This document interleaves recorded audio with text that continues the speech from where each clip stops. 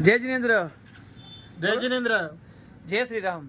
આ છે આપણા પરમ મિત્ર કીર્તિ કાકા, જે સદાય હસતા જ રહેશે. ખરેખર હસવું છે ને જીવનમાં બહુ જરૂરી છે. અમુક જણા છે ને મોઢું જોઈને તો આપણે મજા ના આવે આપણને, પણ આવા ચહેરો ચમકતો હોય, હાસ્ય કરતો હોય ને, આપણો દિવસમાં સુધરી જાય છે. આપણે તમારો હાસ્યનો રાજ શું છે યારમાં?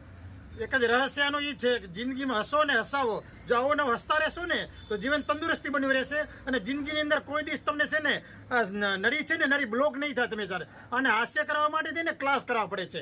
તમે જોશો ને ત્યાં કરે તો બધા સાહેબ હાસ્ય માટે કેમ તમે રાડું પડાવે, હસો અદર હસો હસો કે છે. તો ફ્રીમાં મળે છે. અને ફ્રીમાં મળે છે. જિંદગી જીવી લો ને તમે તારા હાસ્ય છે તો શું કામ ક્યાં જિંદગી ઘણી મળવાની છે, અને હાસ્ય એકવાર મળી છે ભર્યું જીવન મળશે તમને, આનંદથી જીવન. જોયું આ એમની ચાવી છે.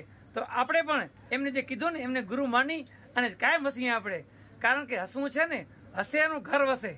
જિંદગીમાં તમે પ્રેમ આવશે, પ્રેમ તમને બીજા પર પ્રેમ આવશે. હસતું મોઢું ચડાવેલું હશે ને, ઉદાસ મેરો હશે ને, તમારી પાસે કોઈ નહીં આવે. અને હસતા હશે ને તો માણસ 10, 15, 20 મારો તો અનુભવ છે, દાખલો છે. આજે કોઈ પ્રવાસમાં જાઉં, કોઈ કાર્યક્રમમાં જાઉં, હું ઘણી સંસ્થામાં સંકળાયેલો છું, પણ આ એક હાસ્યનું કારણ મને બેનિફિટ એ છે કે મારે પ્રેમ દેવો અને બધાને પ્રેમ લેવો બધાનો. એ જ છે જિંદગીમાં. આ હાસ્ય જિંદગીમાં તમે મળી લેજો, જિંદગીમાં સદા હસતા રહેજો. બસ તો આપણે પણ હસીએ. જય શ્રી રામ. જય જિનેન્દ્ર. હાસ્યનું કયું છે તમારે?